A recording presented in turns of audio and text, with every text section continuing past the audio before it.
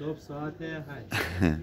روستای زیبای حجیج کردستان مریوان. واقعا هم زیبا. امروز هم 26 3 404 در دامنه یک کوه سنگی. اصلا واقعا روستای عجیبیه. بعد عجیب و خوشگلا، حالت پله‌ایه. بعد اینجا هم که انشالله میخوایم بریم با در جوار. ببین فقط دریاچه رو ببین، فقط دریاچه رو ببین خدا.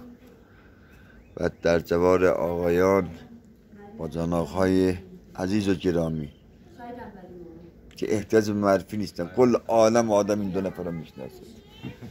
والله به حضرت عباس. منم دیگه خوب خودم. تو متعلق به کی؟ من متعلق به جامعه، من متعلق به همه. من مال خودم نیستم چی. اینم این روستای واقعا زیبا، واقعا زیبا.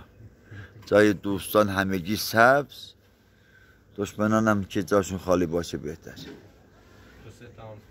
آره اون وری اون وری. با امید پیروزی ایران. انشالله این جنگ هر چه زودتر تموم بشه. حیف نیست خدا وکیل این روستا اصلا طورش بشه، این دریاچه طورش بشه. اصلا ایران کلا زیباست به خدا.